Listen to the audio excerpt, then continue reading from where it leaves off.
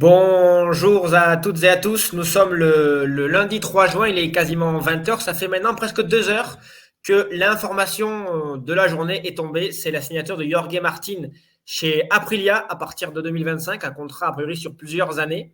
Donc cette vidéo n'était pas prévue, on a passé deux trois coups de téléphone, on a décidé de vous dire un petit peu ce qu'on savait et puis de comprendre avec vous pourquoi est-ce que ce mouvement est arrivé. Donc Thomas, bonjour, tu es à l'aéroport de retour du Grand Prix d'Italie, mais Oui, l'actualité domine, l'actualité écrit notre agenda et donc tu as pris le temps d'ouvrir ton PC pour parler un petit peu avec nous ce lundi soir. exactement. Allez, on va dire ça comme ça. Mais non, mais ça me dérangeait pas de parler avec vous, bien évidemment. Avec vous, ouais, il me vous voit maintenant. Putain, je me sentir. Donc, qu'est-ce qui s'est passé depuis jeudi? On va reprendre un petit peu le fil. On est jeudi après-midi, on est au circuit du Mugello. Martin arrive, grand sourire. Il a ses déclarations en conférence de presse. Il dit premier contact avec Ducati, positif, les choses vont dans le bon sens. En espagnol, il fait comprendre que l'heure est venue de se vestir, de se vêtir de couleur rouge, c'est-à-dire l'équipe officielle Ducati. Il est leader de championnat à ce moment-là. Il est toujours. Il a une quarantaine de points d'avance sur le Dauphin. Ses résultats depuis mi-2023, bon, ça illégitime ce choix de Ducati de le faire venir dans l'équipe officielle aux côtés de Banaya. Et puis, le week-end avance et là, on sent Martin plus tendu. On sent que les choses sont en train de changer. On finit dimanche soir et Martin, c'était le masque. En fait, c'était pas du tout le même visage. Il finit troisième de la course du Mugello. Il explique que il a été affecté tout le week-end par toutes ces rumeurs, le mercato autour de lui. Et là, on se dit, mais comment ça a pu l'affecter si a priori c'était dealé? Et là, les heures sont passées et on arrive à ce lundi soir. Et là, cet après-midi, donc, on a nos confrères de Motorsport notamment qui annoncent que Ducati et Martin, finalement, ça ne va pas le faire. C'est-à-dire que Ducati aurait fait machine arrière et aurait décidé de ne pas se prononcer maintenant sur l'équipe officielle, voire de réserver la moto rouge à Marc Marquez. Martin, las d'attendre, fatigué d'attendre Ducati. Martin a dit depuis plusieurs semaines qu'il a fait tout ce qu'il pouvait. Il a eu les résultats qu'il a eu. Il mène le championnat. Et que si Ducati ne lui fait pas confiance maintenant, ils ne lui feront jamais confiance pour l'équipe officielle. Donc voilà, Martin a décidé de rejoindre Aprilia. D'après les informations que j'ai reçues, ça s'est fait hier soir, dimanche soir. Euh, et bon, voilà où on en est aujourd'hui, Thomas. On a ces photos là, Martin avec Massimo Rivola, un contrat sur la table et un nouveau pilote pour Aprilia l'année prochaine. Bah oui, effectivement, tu as tout bien résumé. Puis surtout, il prend tout le monde à contre-pied parce que on s'y attendait pas. Ouais, je veux dire, même en étant dans le paddock tout le week-end, aucun bruit de couloir concernant Martin chez Aprilia ou d'un Marquez chez Ducati officiel. Enfin voilà, là on était vraiment sur une surprise. Donc quand ils ont annoncé à 6h, à 18h, quand Aprilia nous a envoyé un SMS pour nous dire il y aura une grosse annonce à 18h, on s'est dit bon, Bastianini. Et en fait, non. Et non, pas du tout. Pas du tout. Donc voilà, grosse surprise. Et effectivement, tu as tout bien résumé. Et je pense que Martin a eu probablement marre, effectivement, de ne pas être considéré, alors qu'il fait tout ce qu'il fait le job, hein, tout simplement. Je veux dire, on peut pas lui reprocher. Il fait tout ce qu'il faut. Il est devant au championnat. Il gagne des courses. Il est tout le temps là. Il fait la pole position avec le record du Tour encore ce week-end. Bon, voilà. Que dire de plus? Effectivement, je pense qu'on peut imaginer que ce manque de considération, peut-être, hein, je veux dire, peut-être on en saura plus quand il s'exprimera à scène, j'imagine, mais peut-être ce manque de considération, là, un peu, comme tu dis, l'a un peu fatigué, et donc il espérait avoir une Ducati en rouge, et ben non, voilà, il ira chez Factory Aprilia. Voilà, alors qu'est-ce qui s'est passé du côté de Ducati? Pour l'instant, les informations qu'on a, c'est que Marc Marquez, en fait, ce week-end, on l'a vu, hein, dès jeudi, il annonce, moi, chez Pramac, ce ne sera pas possible. Je n'irai pas dans l'équipe Pramac. Or, Pramac aura l'année prochaine les Ducati GP25 usine, a priori. Hein. C'est verbal, a priori, ce n'est pas encore signé. Mais voilà, on a eu ces déclarations de Marquez le jeudi et Ducati ne s'y attendait pas. Et le plan rêvé de Ducati, c'était d'avoir Martin dans l'équipe officielle en rouge et Marc Marquez sur une moto officielle dans un team satellite, a priori Pramac, pour donc avoir les deux hommes. Parce que Ducati ne pouvait pas garder et Martin et Marquez et Bastianini, il ne pouvait pas garder les trois. Ils ont compris que ça n'allait pas être possible parce qu'il y a trop enfin, Bastianini, comme surtout Martin, veulent être dans une équipe officielle, Marquez aussi. Donc, c'était compliqué d'avoir assez de place pour tout le monde, mais ils essayaient d'en garder au moins deux. Oui. Sauf que là, ils se sont dit, mince, Marquez risque de nous filer entre les doigts. Il y a une vidéo qui a circulé, on voit Marquez qui rentre dans l'hospitality Red Bull. Donc, évidemment, c'est un pilote Red Bull. Mais alors, est-ce que c'est pas un proche de Marc qui aurait diffusé cette vidéo pour mettre un peu la pression sur Ducati, que Ducati se dise, mince, on va avoir l'année prochaine Pedro Acosta avec Marc Marquez dans un team officiel ou en tout cas dans le camp adverse. On a déjà assez de soucis comme ça avec Pedro. L'année prochaine, là, on va avoir les deux ensemble. Est-ce que finalement, c'est pas stratégie de Marquez et de son management à coup de déclarations, à coup de grands sourires, à coup aussi de résultats, puisque Marc, mine de rien, il est dans le coup avec la Ducati. Est-ce que Ducati, on imagine aussi que les dirigeants, ils ont les chiffres, ils ont les données pilotage de marque dans les mains, mais ils ont aussi les chiffres marketing, et ça à peu près qui fera vendre le plus de motos, qui aura le plus d'impact médiatique, quelle image restera dans l'histoire si Marquez gagne le titre avec la moto rouge. Voilà. Il a pu se passer plein de choses pour expliquer. On sait aussi, Thomas, que Gigi Dall'Igna, tu l'as rencontré à Barcelone ou au Mans, je ne sais plus. Ah, Gérès Et est même. un grand fan de Marc Marquez. Il voulait Marc sur sa moto. Bon, voilà, il a pu se passer pas mal de choses. Est-ce qu'on aura pas tout de suite on vous le dit, hein, c'est tombé il y a quelques heures, on n'a pas encore toutes les réponses, mais on peut imaginer tous ces scénarios du côté de Borgo Panigale. Voilà, mais après, encore une fois, tu as tout bien résumé en quelques minutes. Le seul truc maintenant qu'on peut espérer, c'est que Martin ne soit pas champion du monde avant de partir et qu'il porte le numéro 1 chez Aprilia l'année prochaine. Ce qui aurait peut-être qui ferait mauvaise figure, on peut imaginer. Ah ouais, là, ce serait. Bon, après, ce serait aussi un grand coup de la part d'Aprilia. D'ailleurs, on va en parler. Bien C'est sûr. un grand coup de la part d'Aprilia qui signe un top pilote et pour le coup, le leader du championnat du monde. C'est jamais arrivé puisque Vinales n'était pas leader du championnat quand il est arrivé chez Aprilia Alors, 2021. au C'était contraire même. Quartararo qui menait le championnat. Euh, a priori, il y a eu un appel de Rivola dimanche soir au PDG du groupe Piaggio pour lui dire voilà, on a ça qui peut se faire. On peut avoir Martin l'année prochaine. Est-ce que tu es OK? Est-ce que tu n'es pas OK? Martin a peut-être émis quelques conditions, notamment financières, à son arrivée. Il fallait passer par le PDG pour s'en assurer. En tout cas, voilà, on a Martin qui sera le pilote. Après, Oui, après, je pense qu'il y a aussi un petit peu de toute façon, on le voit dans la vidéo. Hein. Je pense qu'il y a un peu d'Aleix Espargaro dans tout ça. Le fait qu'ils partagent le même manager, le fait qu'il y a un peu de, voilà, on peut imaginer qu'il y a aussi un peu d'Aleix Espargaro derrière tout ça, qui a probablement très bien vendu la Aprilia RSGP à Martin, et puis qui du coup a peut-être aussi fait un petit peu un travail de séduction, on peut imaginer, avec Martin auprès de Rivola ou des dirigeants de Piaggio. Voilà. Mais voilà, encore une fois, on parle sans forcément savoir. On attend qu'ils s'expriment tous pour savoir un peu ce qui se passe. oui. Mais c'est vrai que cette décision est quand même étonnante, enfin surprenante. Voilà, une surprise. Une surprise et peut-être pas la dernière sur le marché des transferts. En attendant, on a l'image ici, Martin, après s'être fait doubler par Bastianini dans le dernier virage, dernier tour au Mugello, et Enea Bastianini qui pourrait lui aussi rejoindre Aprilia l'année prochaine, puisque pour l'instant, il est à Ducati officiel, mais son manager parle avec le groupe Pirelli Mobilité AG pour le faire aller chez KTM Tech 3, GasGas Tech 3, pardon, KTM au Ouais. niveau du moteur, ou chez Aprilia, où là, évidemment, Rivola a aussi dit qu'il aimerait avoir un pilote italien, soit Bastianini, soit Marco Bezzecchi. Bastianini plaît beaucoup à Massimo Rivola, donc voilà. Et finalement, ce Et qui est fou, Thomas, c'est de se dire que oui, Puis Carlo Pernat aussi est très proche d'Aprilia, hein, c'est ça. Je sais pas si tu l'as dit, mais bien sûr, le manager de Bastianini. On peut imaginer qu'il y a aussi cette proximité-là. bien sûr, bien sûr.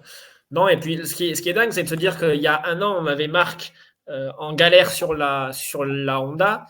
On avait Ducati qui avait plus ou moins ses plans enfin là, ça paraissait assez logique que Et bah, Martin, de toute façon, étant, en faisant étant rentrer, devant, faisant rentrer Marquez chez Ducati, il savait très bien qu'il faisait rentrer le loup dans la bergerie, hein, qu'il va s'attendre voilà. en 2025, alors que tous les contrats se mettent en branle, je dirais, qu'il allait forcément réclamer, si les résultats se passaient bien, une moto officielle, ça c'était sûr. Ouais. Et est-ce qu'on peut dire, d'après toi, que dans ce bras de fer mercato, euh, Martin Marquez évidemment, mais aussi Marquez Ducati, puisque, encore une fois, d'après moi, les infos que j'ai récupérées à Barcelone, le souhait Ducati, c'était de l'avoir, mais dans un team satellite, avec une moto officielle, enfin, en tout cas, le souhait d'une partie du staff Ducati, c'était ça. Est-ce qu'on peut dire que c'est Bah, bien Marquez, sûr. finalement, qui a gagné ce bras de fer, envers et contre tout? Alors, on peut dire ça, ouais, je pense qu'on peut dire ça, effectivement. C'est sûr que pour tout un tas d'arguments, comme tu disais, soit marketing, soit aussi résultats, Marquez peut-être a réussi à faire, grâce à ses résultats, à séduire les dirigeants de Ducati. Mais c'est vrai que dans la logique, il aurait dû passer par le team junior, si je peux me permettre, qui est Pramac, avant de passer et prétendre au team officiel. C'est comme ça qu'aujourd'hui se présente la filière Ducati. Tu prends une moto de l'année précédente, tu évolues chez Pramac et tu évolues dans le team officiel. Donc après, bon, il y en a qui ont court-circuité, hein, je pense notamment à Bastianini, mais ça n'empêche pas qu'aujourd'hui, c'est ça la logique. C'est ça la logique. C'est d'avoir un team satellite pour pouvoir former les pilotes officiels de demain, quoi. Maintenant, il y a d'autres éléments qui vont devoir être résolus dans cette équation, notamment l'élément sponsor de Marc Marquez, puisqu'on le rappelle, Marc est pilote Red Bull, Ducati est sponsorisé par Monster Energy. Marc est pilote, il me semble qu'il y a toujours un contrat avec Samsung. Ducati travaille avec Lenovo. Voilà, il y a quelques obstacles encore sur cette route. On va voir comment est-ce qu'ils vont s'en dépatouiller. Mais évidemment, c'est un grand coup de la part de Ducati. Est-ce que ce n'est pas finalement l'apothéose de tout ce chemin, voilà, ou plutôt l'apogée de tout ce chemin qui est pris depuis.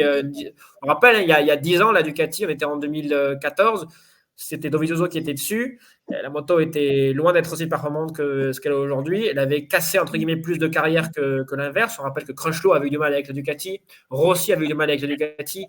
Hayden n'a jamais gagné avec la Ducati. Il y avait peut-être une mélandrie aussi, si je ne me trompe pas. Et on est. Je ne crois Il y a pas. une mélandrie sur le Ducati. J'ai un doute d'un coup. Là, tu me fais le doute. Je crois pas, hein. Je crois Bon, pas. on va vérifier. Je sais plus. J'ai une image pour ça. Écoute, en tout cas, voilà, il y avait eu pas mal de pilotes sur la Ducati officielle qui avaient eu du mal. Et puis, 10 ans après, finalement, on va avoir Si, t'as Gilles raison, t'as Dalignac raison. qui a réussi son pari, la meilleure moto du monde et le potentiel ou les potentiels deux meilleurs pilotes du monde. Je rappelle quand même que Pecco est deuxième du championnat, double champion du monde en titre, et que c'est pas un manche, hein, pour le dire comme ça. Et Marc est 8 fois champion du monde. On voit cette année qu'avec la GP23, il fait de meilleurs chronos que l'année dernière, que les pilotes de la GP23 l'année dernière. Bon, évidemment, les pneus ont évolué, la moto est parfaitement réglée, etc., etc. Mais bon, il est dans le coup. Il est dans le coup quasiment tous les week-ends. Même quand il se qualifie 13, 14e, il arrive à remonter sur le podium. Finalement, il fait de meilleurs résultats en partant 14e qu'en partant 3e. Bon, ça c'est Marc. Voilà, on va avoir en tout cas une saison. On va voir ce qui va se passer, mais si ça se fait, on aura une saison 2025 tonitruante. Et pour la petite histoire, c'est quand même assez drôle, encore une fois, si ça se fait, d'avoir Pecco Bagnaia, élève de Valentino Rossi, coéquipier de Marc Marquez, plus grand rival de Valentino Rossi. Oui, oui, c'est ça. C'est ça. Voilà. Après, il L'appel de faudra voir l'ami aussi Michel si cette Turco. année. De quoi? Non, j'ai un appel de l'ami Michel Turco. Ah, Excusez-moi pour le bruit. En tout cas, moi, pas chez de moi, souci. ça a vibré, excusez-moi.